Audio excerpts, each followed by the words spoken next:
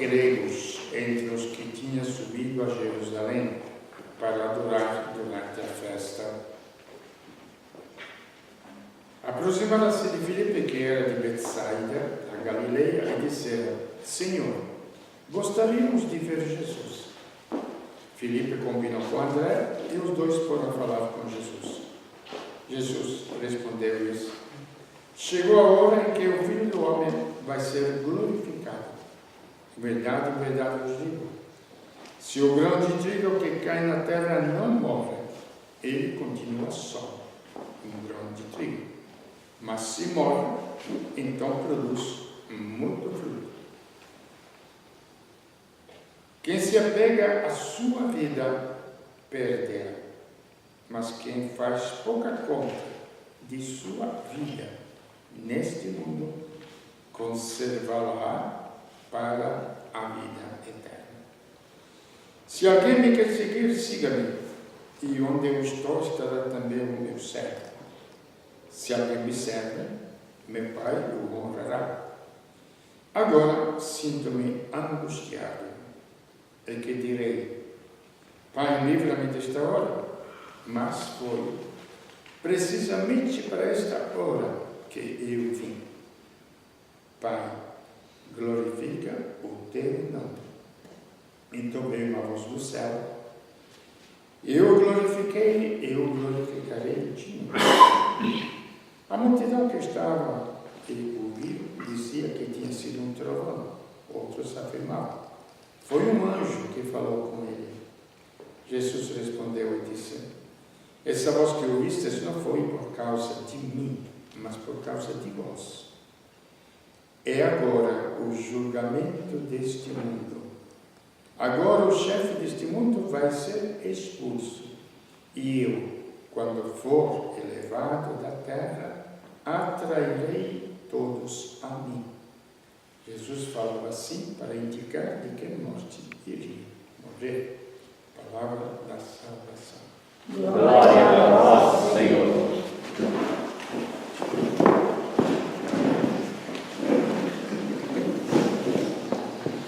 O tema de hoje, sem querer, juntou ao tema que a gente estava explicando na carta aos Hebreus. Encaixou exatamente. Só vamos colocar de uma maneira assim, mais evidente em relação àquilo que é a nossa história humana. A purificação dos pecados. Nós vimos a última vez que Deus, no povo de Israel, ele tinha tinha colocado os sacerdotes que deviam fazer as ofertas para os pecados, as impurezas materiais, etc.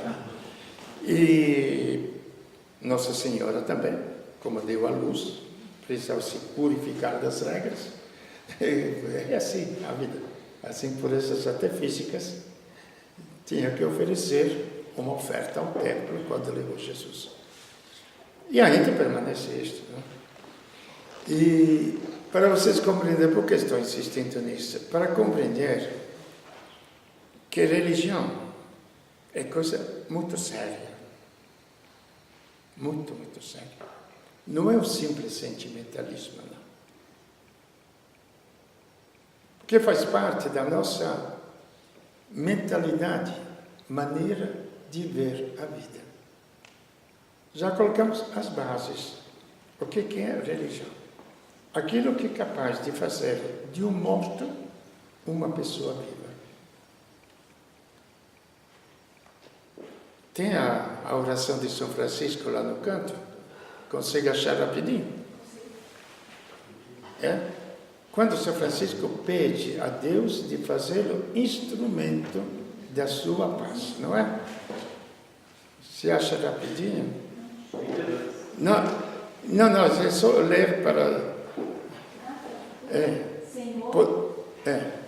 Senhor, fazei-me instrumento de vossa paz. Onde houver ódio, que eu leve o amor. Onde houver ofensa, que eu leve o perdão. Onde houver discórdia,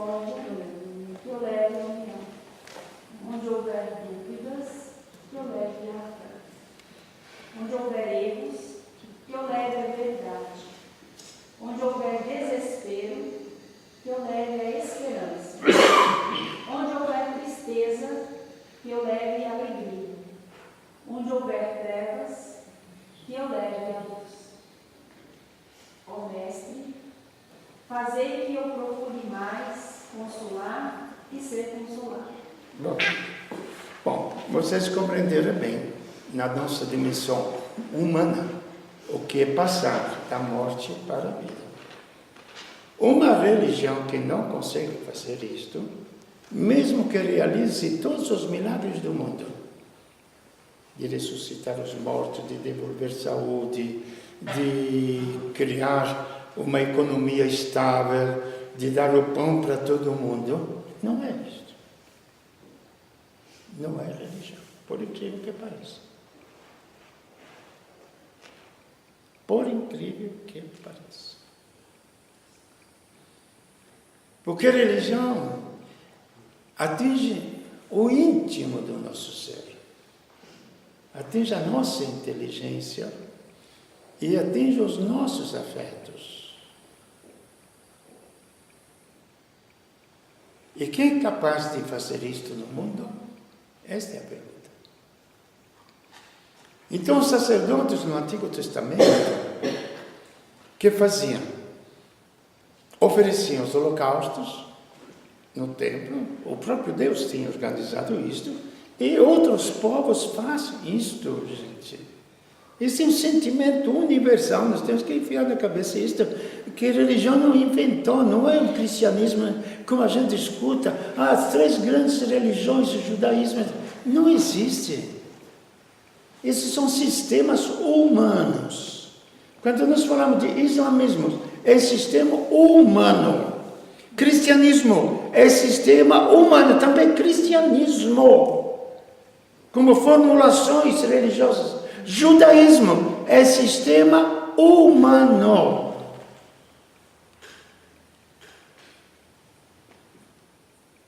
Que não muda absolutamente nada.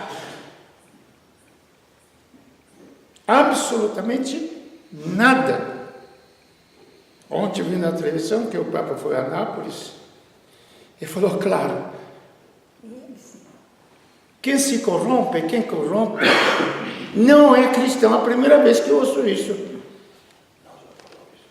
Eu sei, mas a primeira vez que eu ouço isso, porque você fala aqui, que quem corrompe não é cristão, não, mas eu sou cristão, eu frequento a igreja.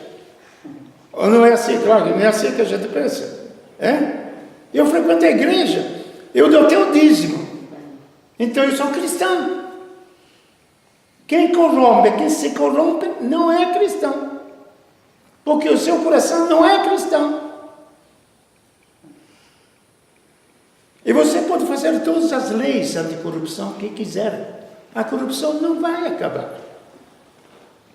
Como na droga. Você pode fazer toda a luta aos traficantes de drogas, gente, pelo amor de Deus. Não são os traficantes que estão criando o vício da droga. São os drogados que procuram a mercadoria. Então vocês podem ver que as leis que os homens querem realizar e querem fazer por uma sociedade melhor, não vão funcionar. Não é porque querem desistir. Porque exatamente sei com certeza que não vão funcionar, porque não funciona. É preciso uma redenção que venha de alguém que possa mudar o coração e a mente do homem. Isso não se realiza com sistemas religiosos. Se realiza dentro da própria vida. A medicina nos ensina isto, que quando você tem uma doença, ou você consegue arrancar aquela doença para não se espalhar, ou você vence com uma força maior do que a própria doença, e ela é eliminada do próprio corpo. Então nós vimos que Jesus foi escolhido sacerdote, segundo a ordem de Melquisedeque. E a gente reza sempre nas missas. Mas nós nunca nos pensamos. Vocês se perguntaram alguma vez o que é esta ordem de Melquisedeque? O que é? Ele não era judeu. Gente, Melquisedeque não era hebreu, não. Foi quando Deus chamou Abraão, bem no comecinho. Melquisedeque era sacerdote do Altíssimo, representava a humanidade toda.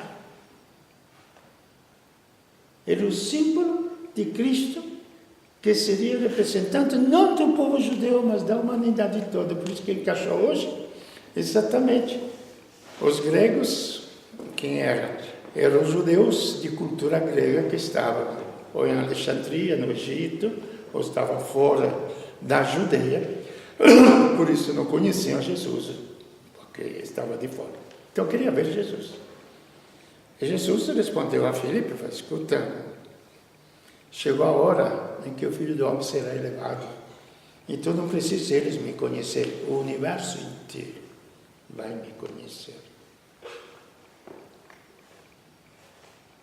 Pobre deste sinal da cruz.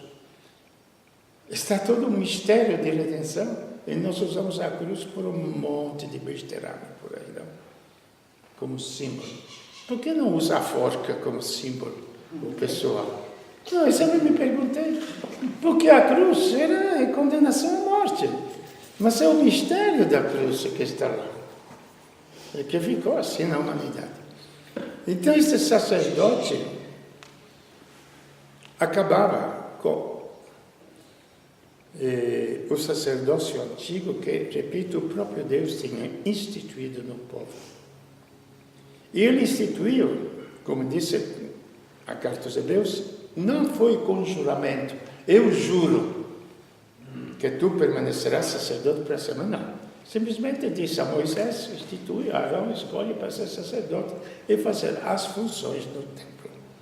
E tinha sido também construído o templo para estas funções. Um novo sacerdócio, que seria? O novo sacerdócio se realiza uma vez por sempre, para sempre. Enquanto os outros tinham que oferecer holocaustos, e todo ano tinha cerimônia, não lembro bem agora em hebraico, que ainda fazem esta cerimônia,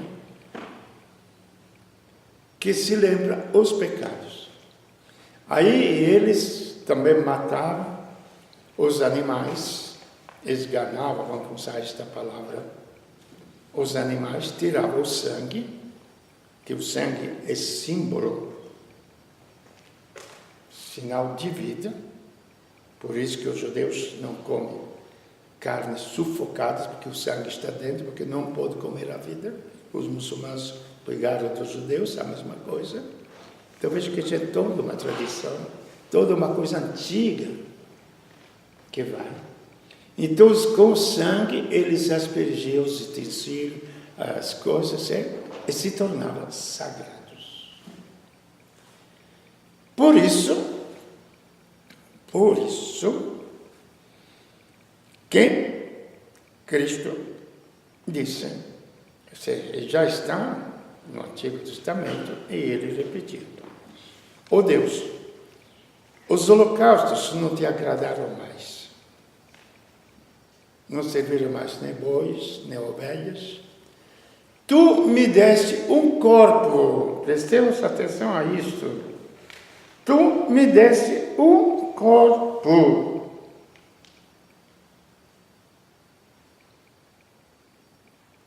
Se Cristo não tivesse um corpo, não teria como entrar em comunhão com a humanidade.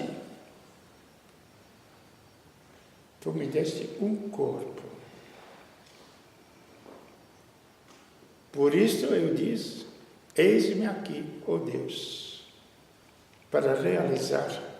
A gente fala a tua vontade. Eu não gosto desta palavra, porque já sou rebelde por natureza.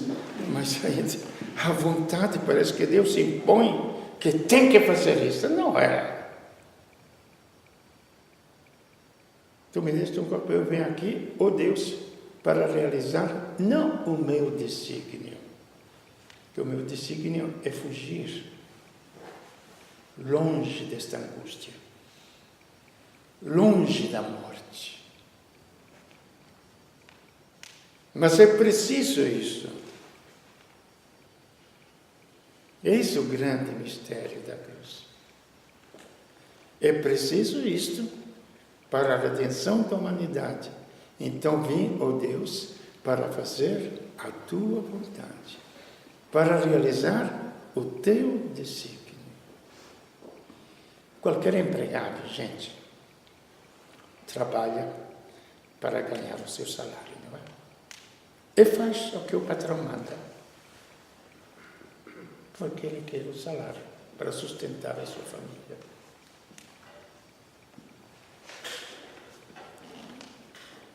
Escolher Deus como patrão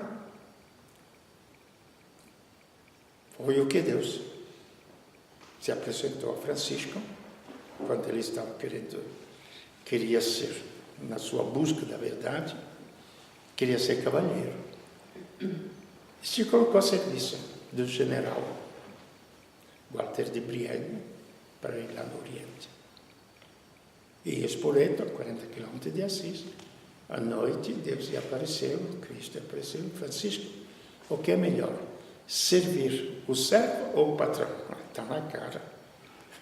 É melhor o patrão do que o servo. O que é que vai me dar o servo? Nada. Então, por que você está servindo o servo? Por que você procura as glórias do mundo? Para você ficar a serviço disso. Voltem a Assis e eu te direi o que você vai fazer. Servir a Deus e realizar juntamente com Deus o desígnio de Deus. E qual é o desígnio de Deus? Vou reler, que já lemos hoje.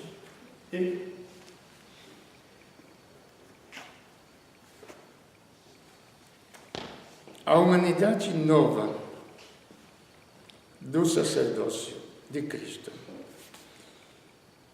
Dias virão, diz o Senhor, nos quais concluirei com a casa de Israel e com a casa de Judá uma nova aliança. Não é como a aliança que fiz com os pais deles, no dia que os conduzi pela mão para fazê-los sair da terra do Egito. Pois eles mesmos não mantiveram a minha aliança. Eles, não foi Deus. Foram os judeus conduzidos pela mão da escravidão do Egito e não mantiveram a aliança com Deus. Você sabe a história do bezerro de ouro, não é? Se revoltaram contra Deus porque os conduziu para o deserto e não tinha água. Por que não morremos? É triste a história. Se vocês relerem toda a história. Por que nos trouxe aqui no deserto? Mas blasfemaram feia contra Deus. Não nos fez morrer no Egito, pelo menos lá tínhamos o que comer, o que beber. Aqui nos trouxe para o deserto para morrer de sede. Este é o nosso Deus. Foi uma revolta muito grande. Muito, muito grande. Por muito menos a gente fala, Deus, o que eu fiz para me mandar este castigo? Por muito menos. Imagina no deserto sem água. Era angustiante. Como é que ia aparecer água no deserto? E eles não mantiveram a aliança. Por isso, não me interessei por eles, disse o Senhor. Eis a aliança com a qual ficarei unido ao povo de Israel. Depois daqueles dias, disse o Senhor, colocarei minhas leis, presta atenção, na sua mente. Gente, isso eu chamo de cultura. Você age de acordo com como você pensa. Não adianta. Por isso que a religiosidade, como sentimentalismo, simplesmente para assistir milagres, não funciona. Isso para mim se chama cultura. Se quiser mudar o nome humano. que colocar as leis não escritas, você tem que fazer isto, aquilo, não. Aquilo tem que se passar na minha mente. Eu tenho que achar justo aquilo. A lei de Deus.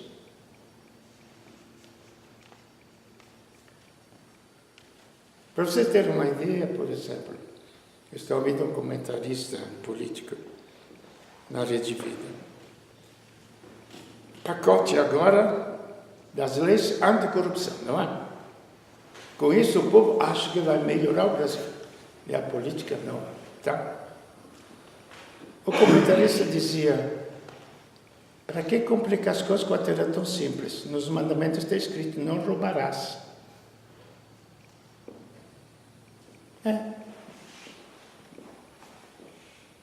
Eliminamos as igrejas, porque a igreja é um fator pessoal. Não é assim que o povo fala?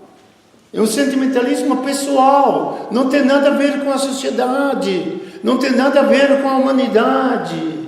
É coisa pessoal, estritamente pessoal. Ah, tá. Inteligência, cultura, é coisa pessoal. É coisa pessoal. Não roubarás. O pior é que depois fala, é um povo religioso. Eu não, sinceramente, não dá para entender.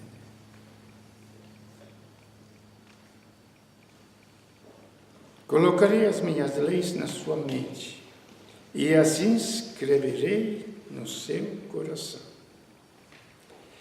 Eu serei o seu Deus, e eles serão o meu povo. Quando vai se realizar isto? A gente pensa que vai se realizar na Terra. Não. Porque exatamente o mundo não tem uma finalidade. Já na carta aos Hebreus falou claro. A instabilidade do mundo presente. Que quer aceitar, aceite. Não quer aceitar, não aceite. A instabilidade da nossa existência terrena. Que quer aceitar, aceite. Não quer aceitar, não aceite. Se iluda que você vai viver eternamente na Terra. Se iluda que você na Terra vai ter sempre os 20 anos. Mas a realidade te mostra que não é bem assim. Então o universo inteiro vai ser extra. Por quê? Porque primeiro princípio, se admitimos que Deus é Criador, princípio de todas as coisas, é o primeiro princípio de fé. Que o que é visível não nasceu de outra coisa visível. Visível com os nossos olhos físicos, ou culturais, científicos, não? Que também é um microscópio, as coisas se tornam visíveis, não é? Também na ciência, o átomo se torna visível. Então, o que é visível não tem origem em coisas visíveis, mas tem origem em Deus. Primeiro ato de fé. Então, precisa rever um pouquinho a nossa fé, bem claro. Com olhando esta criação, e admitindo que este Deus, ao qual eu quero cultuar, eu quero adorar, sei lá, criou tudo isto. Como? Vocês usam carro? Não é quase todo mundo. Você sabe como foi feito o carro? Não. Simples carro. O mecânico sabe. Mas eu não sei. Tanto que quando quebra, você tem que levar ao mecânico, não é? Gente, um simples carro. Não estou falando de coisas mais complicadas. E a gente quer saber como foi feito o universo. Seria maravilhoso, por que não? Nós somos muito pequenos para poder. Não é que Deus esconde. Entendeu? O segredo da criação. Então, este mundo futuro, o que acontece? Que aqueles sacerdotes do Antigo Testamento eles lembravam o pecado da humanidade, como as leis lembram o pecado da humanidade, mas eram incapazes de redimir o mundo. As leis não redimem a humanidade. As leis não redimem a humanidade. Aqui é do aspecto principal. É preciso aquele que tem poder sobre a vida para redimir da morte a humanidade. E quando eu falo de morte, gente, estou falando de todo tipo de morte. Psíquica, física, afetiva. E se morre todo dia, gente, no mundo de hoje. A gente fala de perda de valores. Não, se morre. Se morre. E alguém que nos faça ressuscitar desta morte. Aí colocarei no seu coração. Ninguém mais ensinará seu próximo e nem a seu irmão, afirmando: conhece o Senhor? Porque todos são de me conhecer, do menor até o maior. Porque terei misericórdia das suas faltas e não me lembrarei mais dos seus pecados. Então, nesta parte aqui, Cristo se torna, então, sacerdote eterno, porque ele senta à direita de Deus. Por isso que eu insisto sempre, digo, Jesus voltou para Deus, veio como Espírito, voltou como homem. Então, ele faz parte da nossa humanidade. E ele intercede por nós. E ele assumiu sobre si os pecados todos da humanidade. Este é o fato real. Então, não é um sistema religioso que funciona. É uma pessoa. É uma pessoa. É muito mais simples do que se possa pensar, gente. Depois, na fé, fala que pela fé, preste bem atenção, porque o nosso cristianismo é muito barato. Nós nascemos na igreja, fomos batizados, de graça, fomos educados, fizemos a primeira comunhão, e foi por diante. Não pagamos nada. Por quê? Porque não sabíamos nem o que era aquilo. Começando por mim. Até a própria vocação religiosa que entrou dentro do âmbito de um conhecimento cristão da vida. Benefício. Moisés era judeu, foi educado pela filha do faraó, o maior império da época. Quando ele conheceu que Deus o chamou, e viu o povo, porque ele sabia que era judeu, quando viu o povo maltratado, ele começou a defender. E ele deixou, prestemos bem atenção, deixou o palácio e o poder que ele tinha como filho da filha do faraó, para seguir o povo no deserto.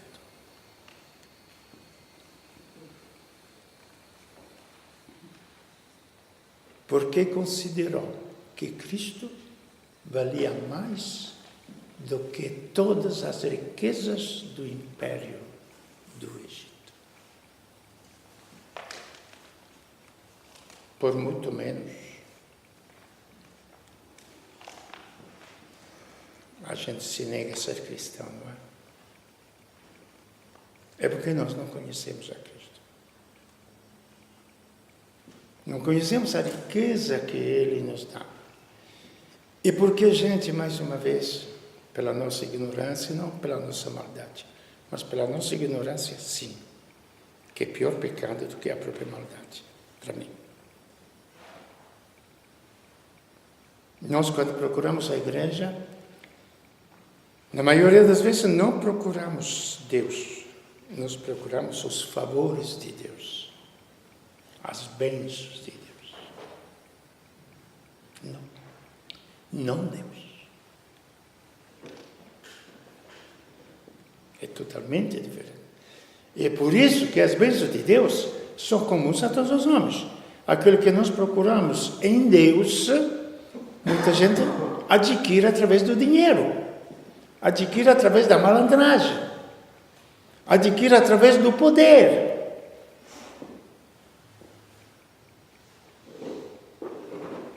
Mas nenhum malandro, nenhum ladrão, nenhum potente poderá adquirir Deus, se nós procuramos só as bênçãos de Deus. Então, as bênçãos de Deus, o que é? É o que será o mundo futuro, onde todos conhecerão a Deus. Todos, do menor ao maior. Então, o mundo tem esperança. O que é esperança? Esperança, eu traduzo como futuro. Tem futuro? Tem, lógico. Mas o futuro é de Deus.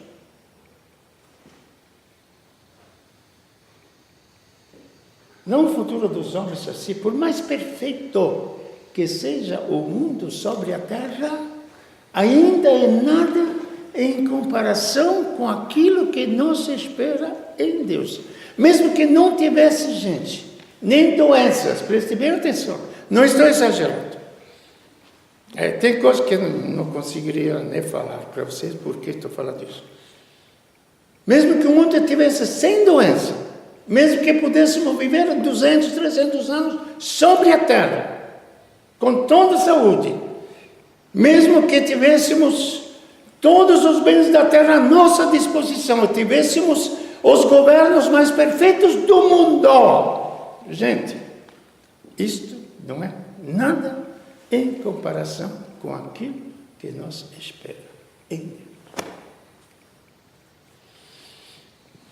O que eu vou falar mais do que isso?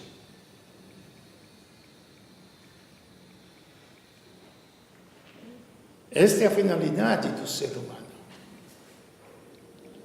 E para ter esta esperança, gente, é um dom de Deus.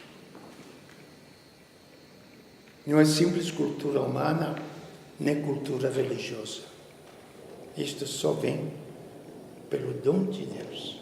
E Ele que nos revela estas coisas. Nos revelou estas coisas em Cristo. Cristo realizou o que Ele tinha que realizar. Ele falou hoje no Evangelho, não é? Aqui na carta. Agora o inimigo do homem está expulso deste mundo. Mas o homem, nós temos que mudar o aspecto da eternidade. Não mais prêmio ou castigo, mas ou com Deus ou fora de Deus, aonde você vai ser livre. Mesmo o pior dos homens vai ter chance na última hora de dizer a Deus: eu te quero, eu não te quero. Mesmo o melhor dos homens vai ter a chance diante de Deus de dizer: eu te quero, eu não te quero. Essa é a nossa vida humana. Repito, se quisermos aceitar, aceitamos. Isto é que nos revela, como Deus disse: este é o meu filho. Por muitas vezes Deus falou através dos profetas, através disto, daquilo, dos teólogos, dos papas, etc. Agora Ele nos falou. Estes que são os últimos tempos, através do seu próprio Filho. É Ele que nos revela estas realidades. Não somente revela, cumpre e realiza a redenção da humanidade. Este é o novo sacerdócio. Eterno, único, irrepetível.